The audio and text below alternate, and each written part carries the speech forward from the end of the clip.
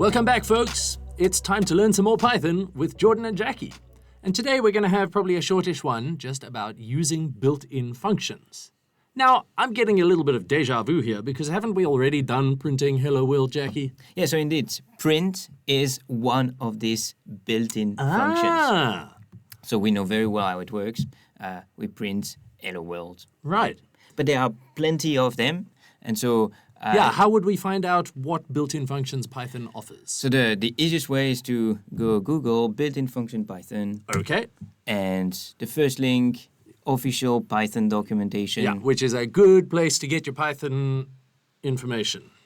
And so here, top of the page, we have a list of those built-in functions. Okay, so what do we mean by built-in? Basically, these are functions that any standard install of Python will have. They're not associated with extra modules. We'll deal with that later on. So they are essentially a part of the core Python experience.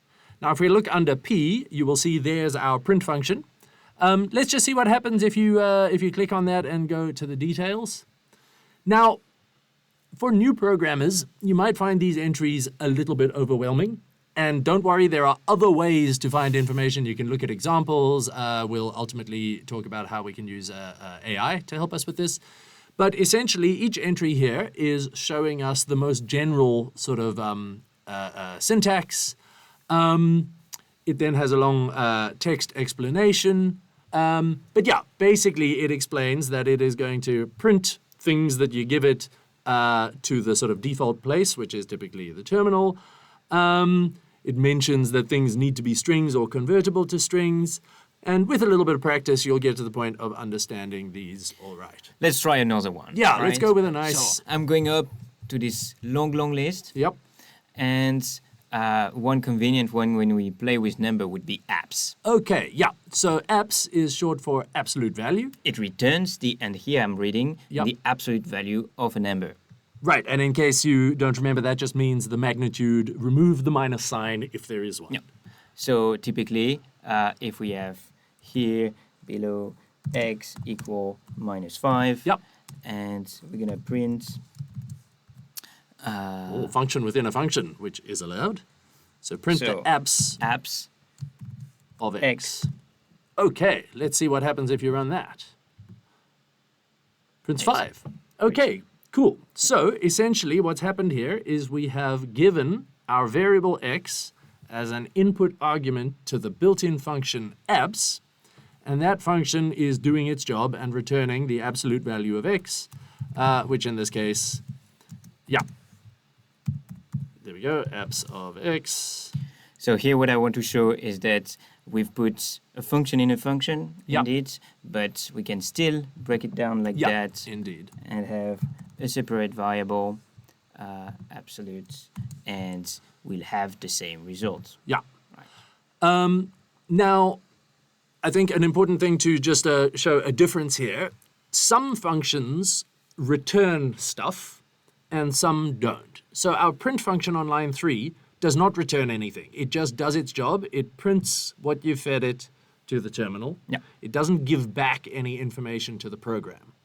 In contrast, our abs function, all it does is it returns information to the program, and therefore, in order for it to do anything at all useful, we need to have it on the right-hand side of an assignment, often, or maybe in a conditional or something like that. We need to do something with the number that the abs function returns, and in this case, we're just storing it in a variable. Yep.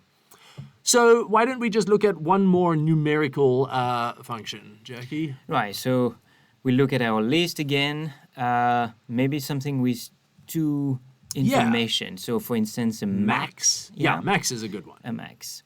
We're going to ignore this more complicated element, what we're interested in. Let's start by just looking at the text. So the first line there under the 3 different examples of how you can write it is that it returns the largest item in a iterable, what's that? We'll worry about it later, or the largest of 2 or more arguments. So 2 or more arguments, that's what we're looking at here. So let's try it out. Yeah.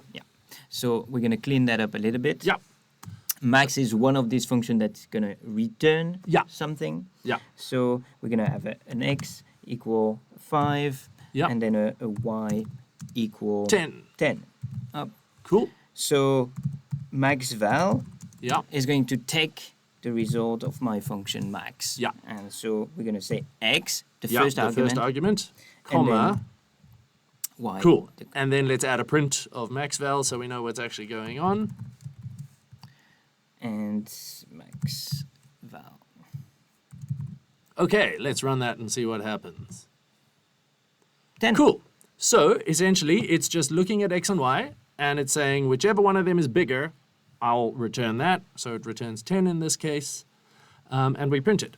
Now, I noticed when we were reading through the instructions that it said something about 2 or more arguments. Shall we just, for interest, try adding one more? So z equal 15. Or actually, let's try an interesting example. Make z minus 20. Oh, minus 20. Okay, so, and then, XYZ. yeah. So what do we think is going to be the maximum here? I'm not sure. There's only one way to find out, Jackie. Let's run it. Oh, it's still 10. Okay, indeed. And so basically that's because max is not looking at the magnitudes of the numbers. It is looking at them from minus infinity is the smallest possible number and plus infinity is the biggest possible number. The order, we don't care here. Completely irrelevant. Uh, Yep. We could also add numbers directly here. Okay, I think yep. it's important to. So here, if I say 28, well, it's going to turn out to be Cool. 28 being the max. And then just for completeness, you want to get rid of the 28 and then let's make that the abs of z. The abs of z. Up. A function in a function, Yep. and then that means we transform z in something else. Yeah. 20. So now we're looking at the magnitude of z, the absolute value of it, and so that becomes the biggest number. Yep. Yeah, so use of built-in functions is something you'll learn gradually, I think, right? As you need a specific function, you can look it up. It's worth noting that the names of these functions are semi-logical, right? So guessing that abs is the absolute value, reasonably straightforward. Guessing what ASCII is going to do is maybe a bit harder. So we will gradually introduce you to some more of these functions as we go through our lessons. Ultimately, when you're, for example, looking up example code, you might see some of these used, and then you might want to come and look them up in the documentation.